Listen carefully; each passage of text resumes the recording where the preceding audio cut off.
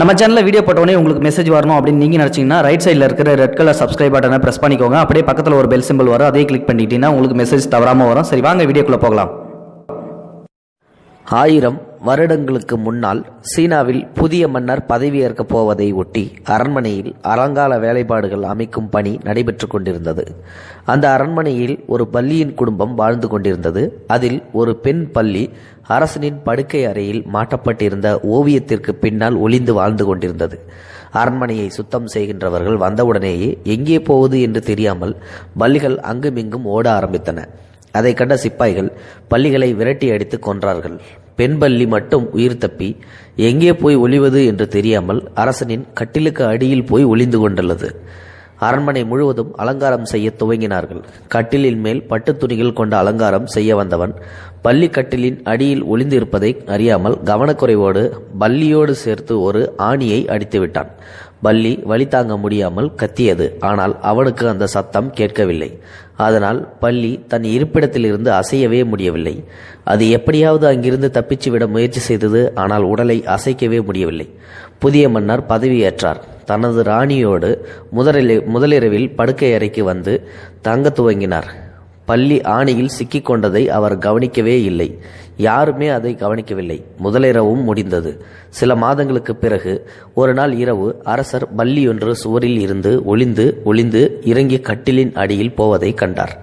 உடனே சிப்பாய்களை அழைத்து தன் கட்டிலின் அடியில் ஒளிந்து கொண்ட பல்லியை விரட்டும்படி ஆணையிட்டார்.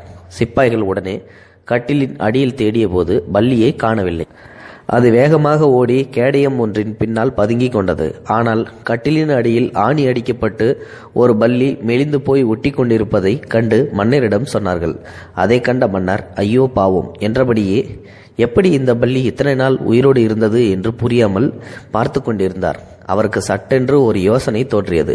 கட்டிலை பழையபடி போடுங்கள் என்று சொல்லிவிட்டு அவர் அறையை விட்டு வெளியே போவது போல சத்தத்தை ஏற்படுத்திவிட்டு போய் ஒளிந்து கொண்டார். அப்போது கேடயத்தில் இருந்து பல்லி ஒன்று இறங்கி வந்து தன் வாயில் கவ்விக்கொண்டு வந்திருந்த உணவை ஆணியில் மாட்டிக்கொண்டிருந்த பல்லியின் வாயில் புகட்டிவிட்டு போவதை கண்டார். அவரால் நம்பவே முடியவில்லை. ஆணியில் மாட்டிக்கொண்டு பல நாட்கள் உயிருக்கு போராடி கொண்டிருந்த பல்லியை இன்னொரு தாய் பல்லி உணவளித்து காப்பாற்றியிருக்கிறது. என்ன ஒரு அன்பு, என்ன ஒரு அக்கறை என்று வியந்து, ஐயோ, நான் பல்லாயிரம் மனிதர்களை போர் என்ற பெயரில் அனுப்பி கொன்று அரசனாகியிருக்கின்றேன். இந்த பல்லியோ மற்றொரு பல்லி சாகக்கூடாது என்று உணவு தந்து காப்பாற்றி வருகிறது. நான் இந்த பல்லியை விடவும் கேவலமானவன் என்று சொல்லி தன் தவறிற்கு வருந்தியதோடு இனிமேல் அரண்மனையில் யாரும் பல்லிகளை கொல்லக்கூடாது என்று உத்தரவும் போட்டார். இயற்கையில் ஒரு உயிரை காப்பாற்ற பல்லி கூட தன்னால் ஆனதை செய்கின்றது.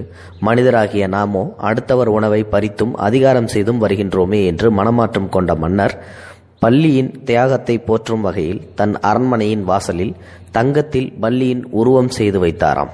இது ஒரு உண்மையான சம்பவம்.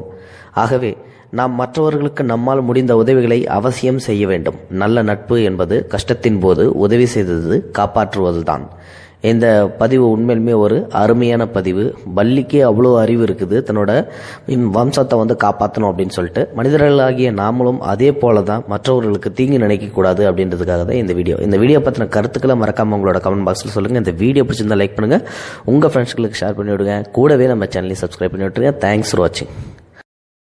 இது போன்ற செய்திகளை உடனுக்குடன் நீங்கள் தெரிந்து கொள்ள மறக்காமல் எங்களுடைய சேனலை சப்ஸ்கிரைப் செய்யவும், கூடவே பக்கத்தில் வரும் பெல் ஐக்கானையும் கிளிக் செய்யவும்.